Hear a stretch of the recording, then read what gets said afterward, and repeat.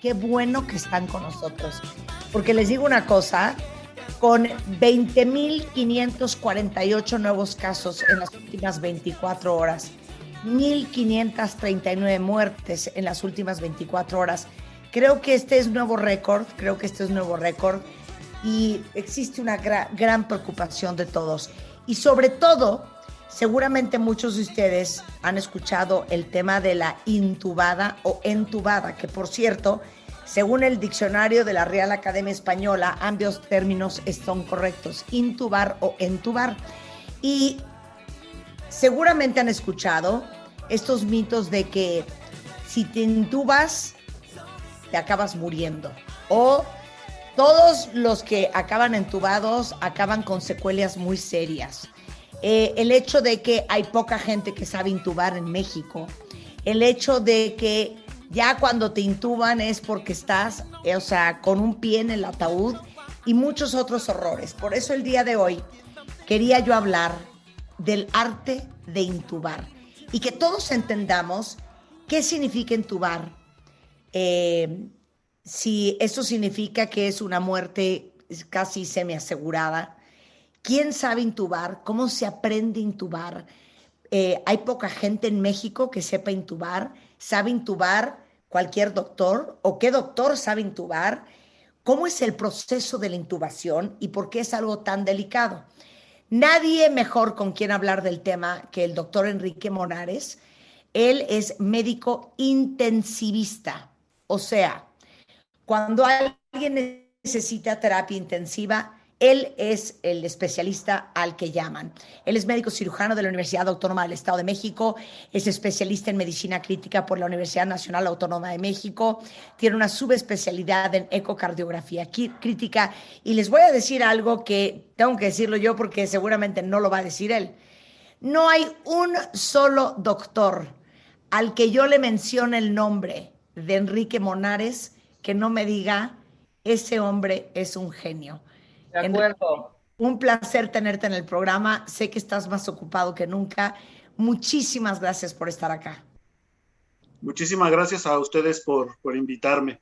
No sabía que yo era todas esas cosas. Gracias por leer el currículum. No, todas esas cosas eres y mucho Y más. Y más, algo que a lo mejor eres un ángel, muchos Enrique. no saben es que, eh, y voy a contar algo muy personal, recuerdo muy bien el día que mi hermana Eugenia estaba en un estado absolutamente crítico después de un paro cardíaco y que de repente nos dijeron, la inducimos en un coma, pero trajimos pues al mejor intensivista que tiene el hospital y de repente abrió la puerta y entró con su barba negra y sus botas vaqueras, como en una película, el doctor Enrique Monares, a quien sentimos que le salvó la vida a Eugenia. Entonces, te tenemos, ya sabes, que toda la familia de Baile un cariño muy, muy especial. Y qué orgullo que de verdad no hay doctor al quien le mencione tu nombre que no me diga, el doctor Monares es un genio. O sea que nos sentimos muy orgullosos y muy afortunados de tenerte hoy aquí en el programa. Platicamos el otro día por teléfono, Enrique y yo, sobre el tema de la intubación y me aclaró tantas cosas que le dije, tienes que venir a radio a contarles a todos los cuentavientes lo que tú sabes. Ok, entonces, arrancamos por, ¿qué es la intubación endotraqueal? La intubación endotraqueal es el procedimiento donde se coloca un tubo de algunos materiales, plástico principalmente, a través de la boca hacia la tráquea, con el fin de asegurar que el aire entre y salga de los pulmones libremente. Una persona que se queda muy dormida o que se le obstruye de manera mecánica la garganta necesita este tubo para que el aire entre y salga desde la boca hasta los pulmones. Ahora, este tubo, Enrique, está conectado ¿a qué? En un principio está conectado a una bolsa que el médico manualmente insufla, mete aire y se asegura que se reexpanda para que el aire vuelva a salir. Y posteriormente, una vez que se asegura que el tubo está bien colocado, se coloca a su vez a un ventilador mecánico, a una máquina, a un fuelle que hace esto de manera automatizada.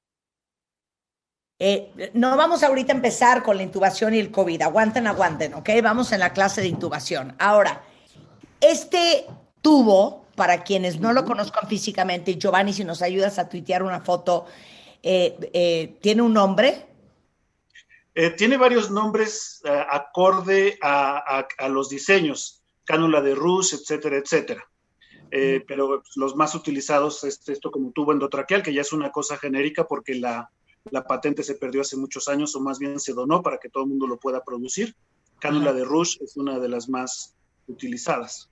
Claro, ahora, dime el largo de este tubo y el El ancho de largo este tubo. depende generalmente del tamaño del paciente. Puede ir desde 5 centímetros en neonatales, 25 centímetros en adultos y en ese largo, ¿sí? Porque recuerda que no va todo, va hacia un tercio del pecho, Ajá. terminará unos 3, 4 dedos por debajo del esternón y luego viene hacia arriba y sale, la gran mayoría del tubo está por afuera de la boca, Ajá. lo que permite que se fije. Y en general es más o menos del tamaño del pulgar del paciente. Si el paciente es muy grande, tiene un pulgar muy pequeño en el adulto, y en el pediátrico, en el niño, es más o menos del tamaño del meñique, el ancho de este tubo. Se utiliza una unidad especial de medición que se llama French. Claro. Ahora, explícame otra cosa. Sí. Tenemos, digamos que dos tuberías en la garganta. Sí. Háblanos de ambas. Sí, primero tenemos el esófago, el que va directo al estómago, luego tenemos la tráquea, el que va directo a los pulmones. Esto quiere decir que una intubación por probabilidad tiene un 50% de éxito cuando se hace. Estamos hablando de una moneda al aire cuando se hace de una manera no entrenada. 50-50 de que hay dos hoyos, 50 de que la tienes al correcto. O sea, por eso la práctica y la experiencia hace toda la diferencia. Así es, así es. Yo quisiera mencionar una cosa muy importante sobre el miedo a la intubación. Mucho antes de que existiera el COVID, hubo montones, cientos, millones de cirugías. Todos los años en México, en el mundo, había cirugías como de apéndice, cirugías de estéticas como liposucción, etcétera, etcétera, donde al paciente se le intuba sin complicaciones y se le extuba sin complicaciones. De 1 millón de cirugías que se hacen, solo 10 tienen problemas con la vía aérea. Esto es un procedimiento seguro en manos de expertos. ¿Quién es el experto? El médico anestesiólogo. Ok, ahorita vamos a tocar, o sea, ahorita van a salir ustedes hoy, cuentavientes, expertos en el tema de la intubada. Ok, entonces ya entendimos que está el esófago, el tubo del esófago que va al estómago y el tubo de la tráquea, que es la que va a los pulmones. Y que Así es. a la hora de que intubas es un 50-50 que le atines al tubo correcto, que es el tubo de la tráquea. Siguiente Uh -huh. pregunta. Cuando Sí. tú intubas, Enrique, Uh -huh. ¿cómo calculas? Estoy pensando yo en mi mente, si a la hora de meter ese tubo empujas hacia el tórax o es para atrás o cómo le vas atinando, porque es un poco de sentir Uh a qué -huh. tubo le atinas.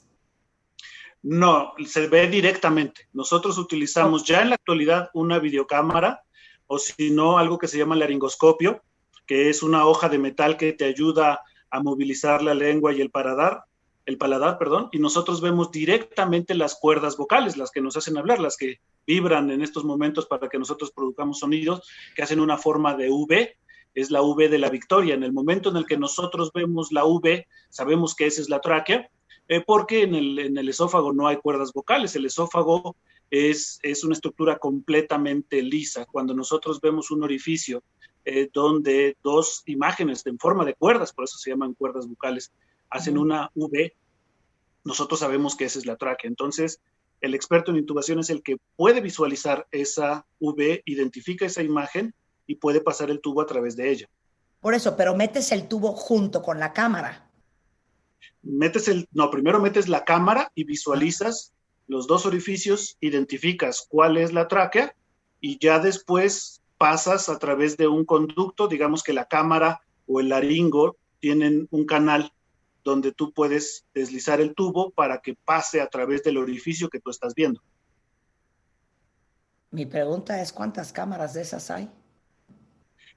No las suficientes, pero afortunadamente sí hay suficientes laringos, hacerlo de la manera antigua, de una forma que lleva más de 100 años, que es utilizar una hoja de metal con una luz, desplazar la lengua, mover el paladar, encontrar las cuerdas vocales y hacer esta intubación. Así se ha hecho durante los últimos 100 años. Es la forma más frecuente de intubación en la actualidad.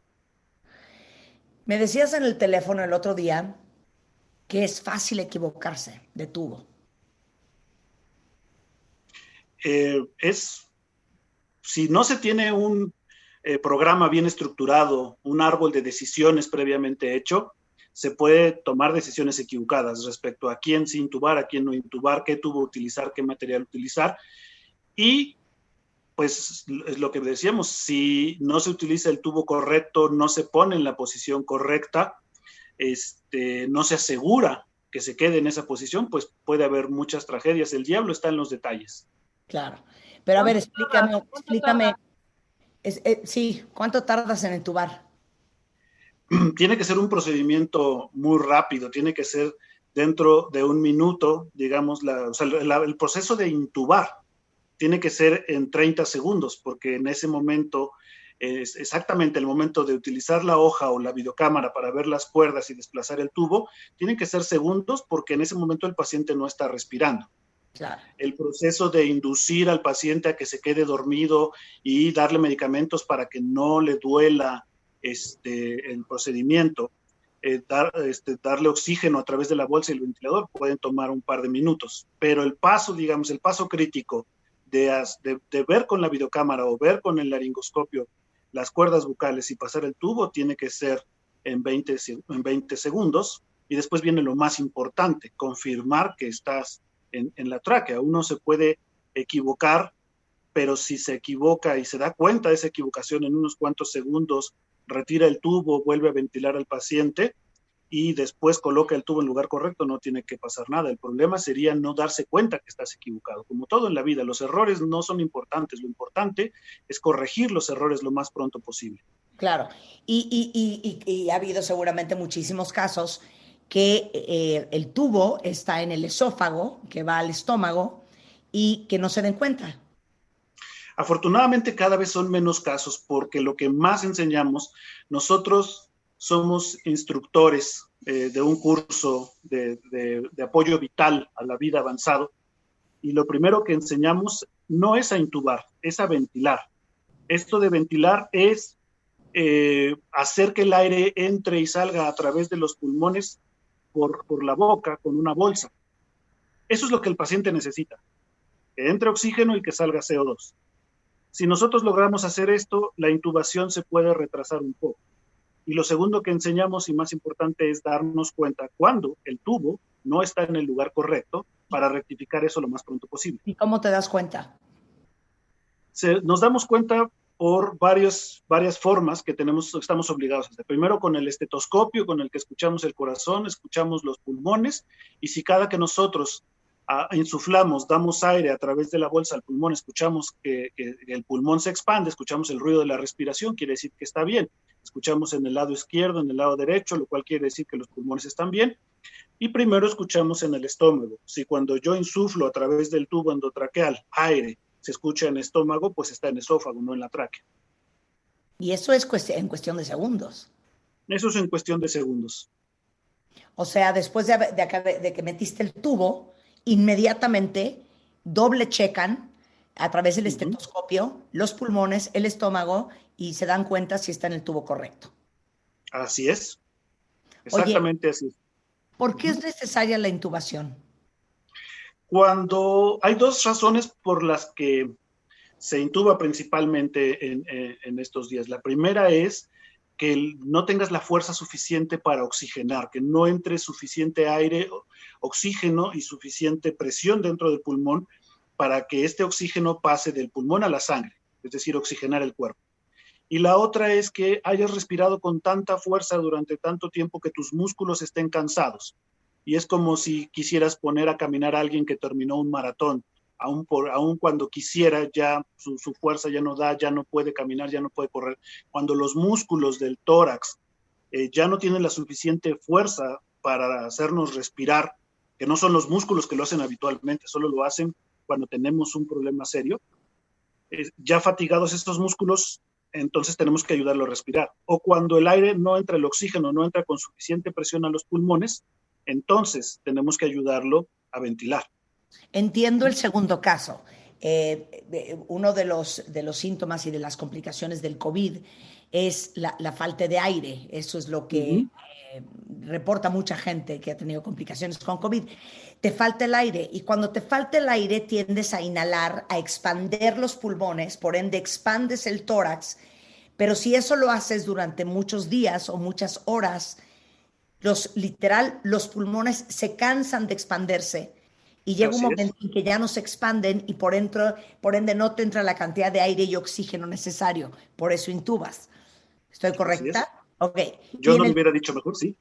Ok. Y en el primer caso es, me gustaría que explicaras fisiológicamente qué es lo que sucede con los alvéolos de los pulmones que no logra entrar la suficiente cantidad de oxígeno para irrigar todos los órganos. Mira, los alvéolos de un pulmón normal están abiertos todo el tiempo gracias a una sustancia que es como una gelatina que se llama surfactante. Esto nos permite que al momento de entrar al aire, el alvéolo conecte el oxígeno con la sangre y el CO2 sea eliminado. Es un intercambio. Entra oxígeno, sale CO2 a través del alvéolo. Cuando se tiene esta enfermedad y muchas otras que hacen lo que se llama lesión pulmonar, los alvéolos de estar abiertos se colapsan y entonces no hay ese intercambio de oxígeno y de CO2 y a veces cuando respiramos fuerte podemos volver a abrirlos, pero cuando no es posible abrirlos, el cuerpo se empieza a fatigar, la falta de oxígeno empieza a debilitarnos, el exceso de CO2 empieza a dormirnos y es por eso que tenemos que intubar al paciente para, a través de mantener una presión todo el tiempo dentro del alvéolo, volverlo a abrir y a través de la entrada y salida del oxígeno medicinal hacer que entre oxígeno y salga el CO2. Ok. Ahorita vamos a hablar de si deberíamos de tener miedo a que nos intuben. Ahorita vamos ahí, también quiero entender por qué tanta gente intubada se acaba muriendo, ¿ok? De eso vamos a hablar en un segundo. Nada más quiero hacerle varias preguntas más antes de eso. ¿Quién hace la intubación endotraqueal? El ¿Cuál más es el grande especialista? experto, el especialista, el más grande experto es el médico anestesiólogo. Él es el que realiza este procedimiento todos los días, todo el tiempo, y es quien más experiencia tiene para hacerlo. Pero como mencionaste hace algún momento, no hay suficientes anestesiólogos en ninguna parte del mundo para que solo ellos intuben. En las situaciones de urgencias, el médico especialista en medicina de urgencia es el más indicado porque es el siguiente que tiene más experiencia en la intubación y de hecho el urgenciólogo tiene más experiencia en las vías aéreas difíciles porque el anestesiólogo es un procedimiento programado. Claro. Si encuentran algún dato de que la vía aérea es difícil, tiene mucho tiempo para pedir ayuda. El urgenciólogo ya tiene la imperiosa necesidad de intubar y esto hace que sea el experto de intubaciones de urgencias. El médico intensivista también es un experto en la intubación, es un punto medio entre el anestesiólogo y el urgenciólogo, porque en terapia intensiva se puede planificar una intubación, a veces también son de urgencias, entonces es como una mezcla un poquito de los dos, pero el experto es el anestesiólogo, quien puede hacer, quien está capacitado, quien debe estar capacitado para hacerlo es el urgenciólogo y también el intensivista. ¿Son los únicos tres? Urgenciólogo, intensivista y el anestesiólogo. No, hay muchas otras especialidades que al estar en contacto en medicina de urgencia están capacitados, pero no son médicos que su entrenamiento esté visualizando que hagan este procedimiento. O sea, un neumólogo puede ser un excelente médico para intubar, pero no se dedica a intubar. Claro. Un médico internista, un cardiólogo, puede ser un excelente médico para intubar, pero no se dedica a intubar. Claro. A lo mejor hay urgencia. No solamente es saber hacerlo, es tener la práctica y la experiencia, y practice makes perfect. Oye, dime una cosa, tú siendo médico, cualquier médico, ¿puede tomar un curso de intubación? O sea, ¿existe un curso para hacer eso? Existen cursos que nos ayudan a lo que se llama soporte vital. Y en los hospitales es indispensable que los médicos que están ahí todo el tiempo, aunque no se dediquen a la urgencia, aprueben 2 tipos de cursos de soporte vital. En uno se les enseña a ventilar, aún sin el tubo endotraqueal, a través de una máscara, se puede ventilar al paciente, es decir, ayudarlo a que entre oxígeno y salga CO2. En el curso avanzado se les orienta para que sepan los pasos de la intubación. Pero también se tienen otros sistemas aparte del tubo endotraqueal, que son unas especies de mascarillas que van dentro de la boca, se llaman mascarillas laringes, donde se les enseña a los médicos no de tanta experiencia a colocar estas mascarillas para esperar a que venga un experto a ventilar. No todos los médicos deben de saber intubar, todos los médicos deben de saber cuándo un paciente necesita ser intubado, y todos los médicos necesitan saber y tener una expertise en esto de ventilar a través de la bolsa máscara reservorio, una máscara que está por afuera de la boca, cerrada completamente, y a través de una bolsa se insufla oxígeno y se ayuda a salir el CO2. Oye, vale la pena que diga que una de las preguntas que deberíamos de hacer es si van a intubar a nuestro familiar, dígame quién lo va a intubar. Yo siempre he dicho esto, lo que uno necesita son 2 cosas. Un médico de absoluta confianza, de la especialidad que sea, pero alguien en que confiemos para que nos ayude a tomar decisiones médicas, y una institución en la que confiemos. En el hospital privado donde yo trabajo, yo estoy completamente seguro que todo se puede hacer con los procedimientos de seguridad necesaria. Y, por ejemplo, si se necesita operar de un apéndice, yo puedo decir, bueno, pues el que es un experto para esta operación es esta persona, y yo sé, este doctor, y yo sé que este doctor tiene un anestesiólogo de entera confianza. Entonces, no es preguntar quién lo va a intubar, o si lo va a intubar un anestesiólogo, a lo mejor no hay suficientes anestesiólogos.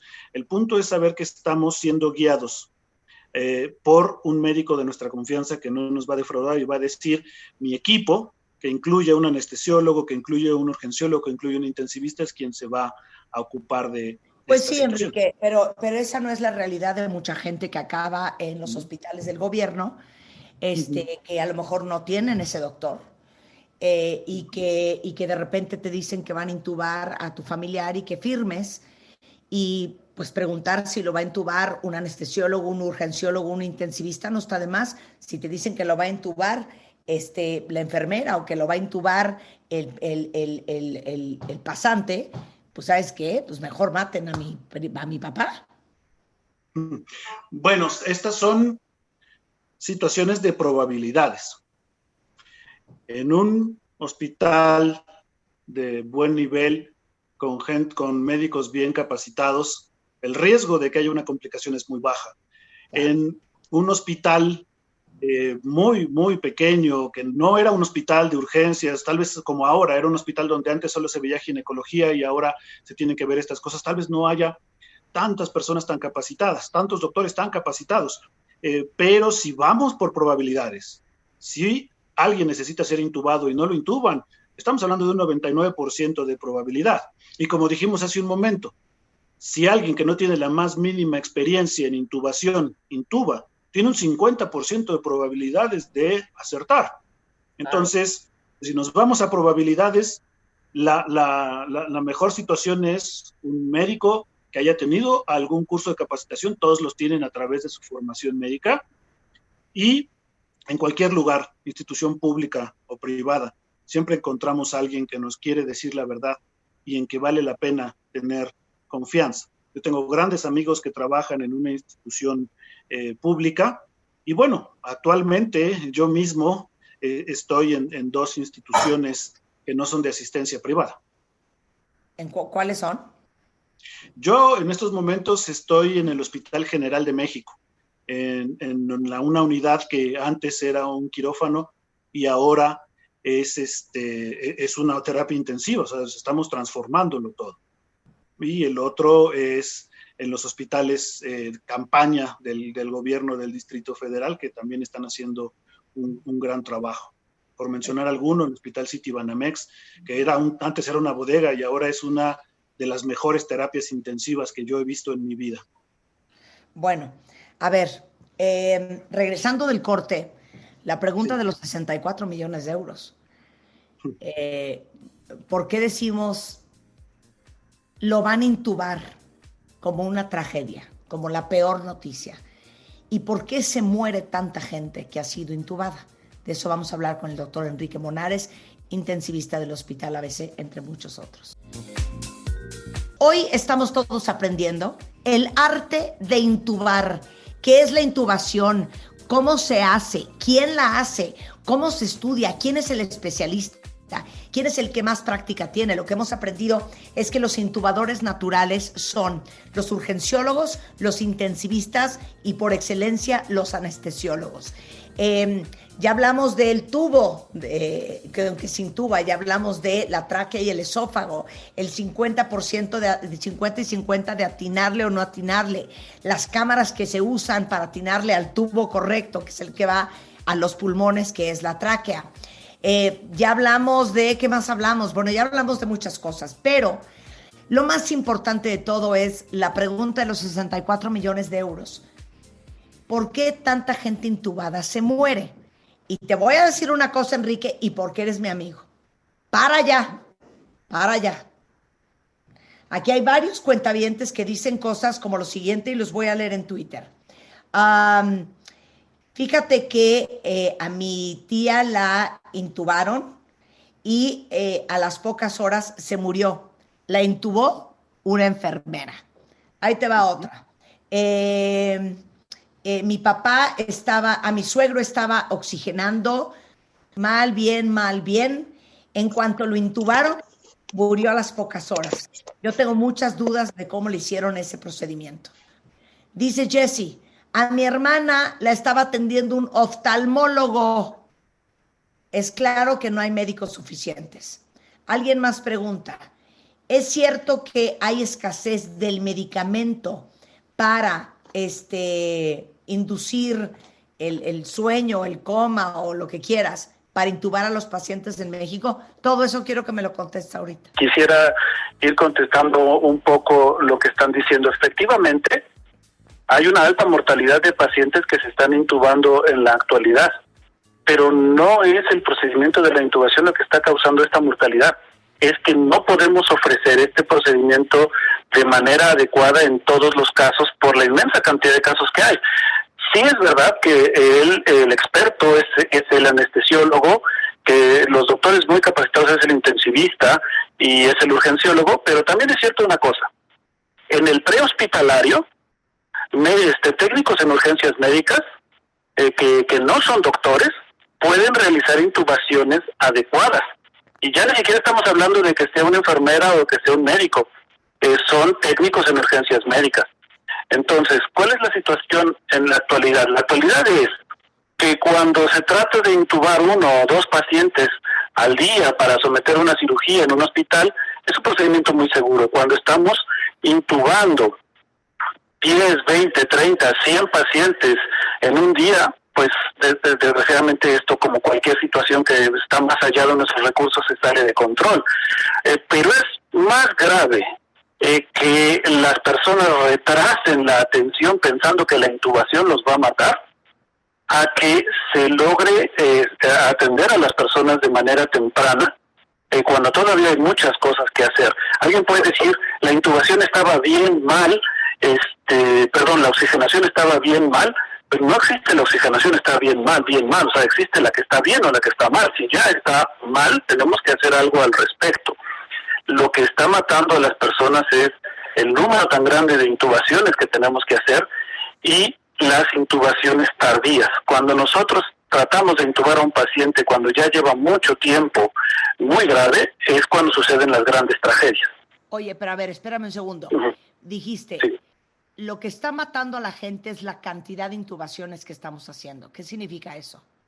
Así es, lo que está matando es que Ni el sector privado ni el sector público tiene suficientes recursos para atender a toda la población que necesita atención en estos momentos.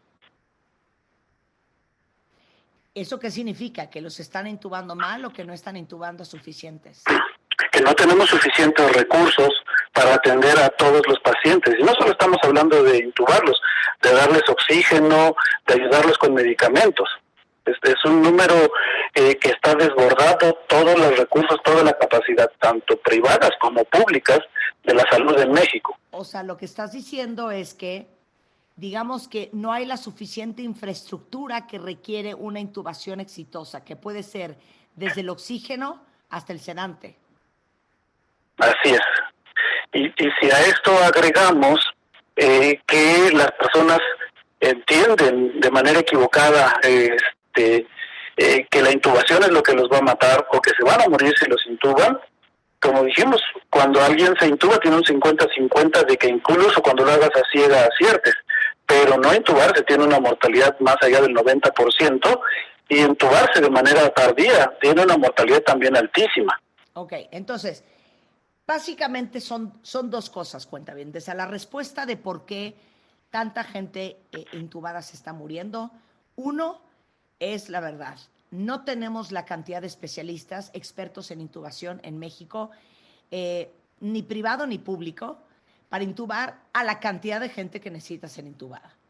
En muchísimos casos, imagínense la cantidad de hospitales de gobierno que no tienen la infraestructura para una intubación exitosa, que tiene que ver con los sedantes, que tiene que ver con el oxígeno, que tiene que ver con todas las herramientas que necesita para intubarse. Y tres, el otro punto es que lo que platicábamos la semana pasada tú y yo por teléfono, cuando te intuban es porque llegaste demasiado tarde. Y me gustaría que hablaras un poco más de eso. Este es un punto muy importante. La gente piensa que si te van a intubar te vas a morir. Y entonces, cuando empiezan a sentirse mal, se niegan a ir al hospital. Y cuando ya se sienten muy mal es cuando ya aceptan ir al hospital. Si logramos estar en una institución que tiene los recursos adecuados para tratar de manera oportuna esta falta de oxígeno en una forma inicial, punto número 1, hay más probabilidades de que no te intuben. Y punto número 2, si te intuban, hay más probabilidades de supervivencia. El retrasar la intubación, el estar viendo si puedes soportarlo cuando ya estás saturando, tu oxigenación está por debajo del 90-85%, que son niveles que empiezan a ser críticos, es lo que verdaderamente hace que sea una tragedia intubarse, porque el pulmón ya está demasiado lastimado para recuperarse. Las personas que se recuperan son aquellas que empiezan a deteriorarse y tienen un tratamiento adecuado escalonado. A veces es solo ponerles oxígeno a través de cánulas nasales, a veces es darle más oxígeno a través de una máscara, y en algunos casos la intubación y la ventilación mecánica. Si esto se instaura en el momento que debe de ser, es la mejor probabilidad que tenemos para sobrevivir. Pero en la actualidad, uno trata de retrasar la atención por miedo a la propia atención, lo cual está mal porque si no confiamos en las personas que nos van a atender, los resultados siempre van a ser malos, sea quien sea la persona. Si alguien no confía en lo que yo voy a hacer como médico, los resultados van a ser malos. Y lo último es que no tenemos suficientes recursos para atender a todas las personas que en este momento necesitan atención. Claro. Y quiero aclarar una cosa. La promesa y el compromiso de cualquier doctor, de cualquiera que haya estudiado medicina, es salvar vidas. Así es. Y tenemos que también tomar en consideración el hecho de que también muchos doctores, muchas hasta enfermeras, están haciendo lo posible con las circunstancias que tienen. Así es. Trabajando y haciendo de tripas corazón, con el poco apoyo, con la poca infraestructura, con los pocos medicamentos, con las pocas herramientas y tratando de salvar vidas lo mejor que pueden, ¿eh? Así es, así es. No es culpa de ellos. Somos todos víctimas de un sistema de salud en México que sabemos que está quebrado. Ahora, Lo que sí está en nuestras manos es justamente de lo que hablaba ahorita el doctor Monares. El gran problema de las complicaciones del COVID es que te puedes ir de 0 a 100 muy rápido y sin darte cuenta. Y mucha gente ha confundido su COVID con una infección en la garganta, con una gripa, con bronquitis, no se hacen la prueba, se la hacen demasiado tarde. Acuérdense que el tema del COVID, y me corriges si estoy mal, Enrique, el tema del COVID, a diferencia de muchas otras enfermedades, es que puedes sentirte bien los primeros días y en el día 9, 10, 11 empieces con serias complicaciones. A diferencia de una gripa o cualquiera de muchas otras enfermedades, que el día 1 y 2 te sientes fatal y conforme van pasando los días, te vas curando y te vas sintiendo mejor. Por eso con el COVID hay que estar alerta desde el día 1 hasta el día 14, 15, 16, que estás fuera de peligro. Mucha gente, como decía el doctor Monares, porque tiene miedo, porque no sabe, porque no cree, no busca atención. Y cuando busca la atención y llega al hospital, y yo tengo casos cercanos que así ha sucedido, llegan con oxigenaciones de 50 y de 45 y de 60, cuando ya es muy difícil hacer cualquier cosa. ¿Estoy correcta? Es completamente correcto. Hay dos formas de enfrentarnos a esta situación de la detección temprana. La primera es tratar de comprar lo que se llama un pulsoxímetro y estar checando la oxigenación. Esto se convierte en un nuevo signo vital. No solo hay que ver un termómetro y ver que tengas fiebre o no tengas fiebre, sino colocar un pulsoxímetro y ver que todo el tiempo esté arriba del 90%. La otra situación, y no tenemos un pulsoxímetro, que pues realmente cada día son más baratos, incluso muchos celulares ya los tienen, es reloj en mano, caminar 6 minutos sin detenerte y a paso un poquito rápido, terminado de caminar 6 minutos, contar del 1 al 20. Si no puedes caminar durante 6 minutos a pasos rápidos, si terminado de caminar a 6 minutos a paso rápido no puedes contar 20 sin volver a respirar, en una sola respiración, del 1 al 20, así 1, 2, 3, sin volver a tomar aire, es posible que sea necesario que te revisen. No solo hablamos de COVID, sino de una situación clínica, una situación donde te estás debilitando.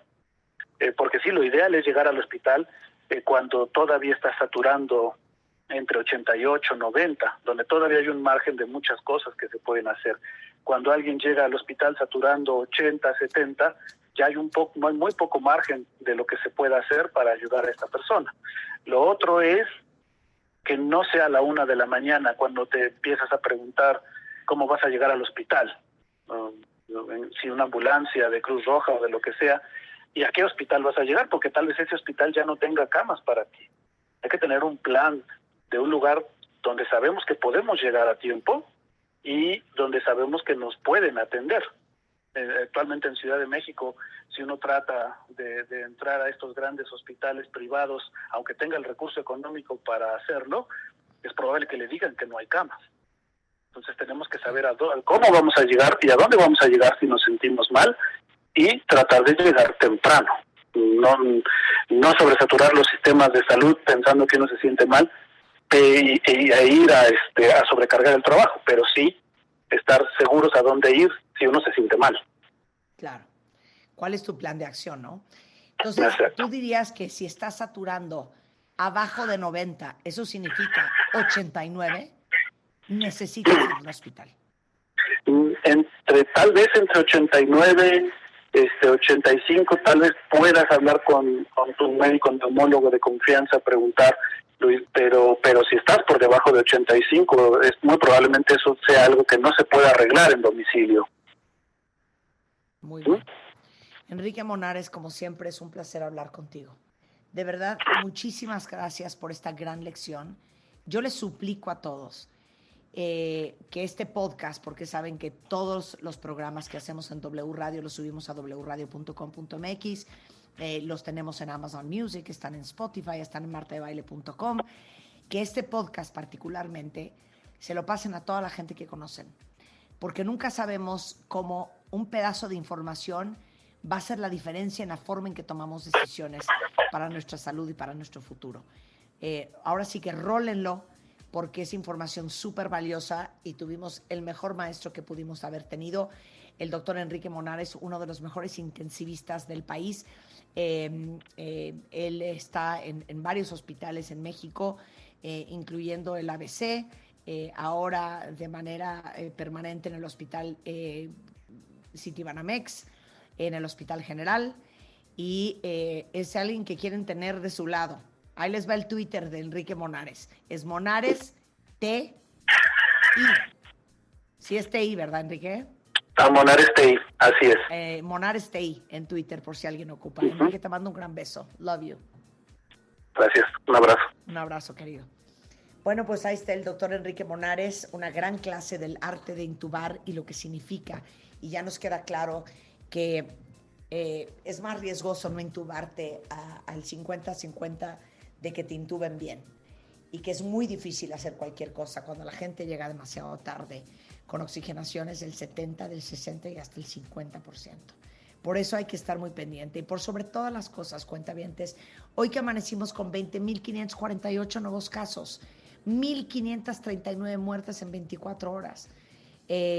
Cuídense mucho y sobre todo, acuérdense, en estas épocas es COVID hasta que no te demuestren con una prueba lo contrario. Las pruebas que sirven son las de PCR. Yo ni siquiera confiaría en pruebas rápidas ni pruebas de antígeno.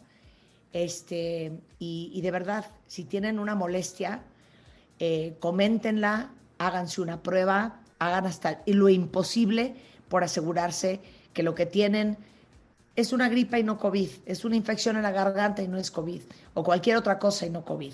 Pero eso es algo que se tiene que saber y que es muy importante saberlo de manera temprana.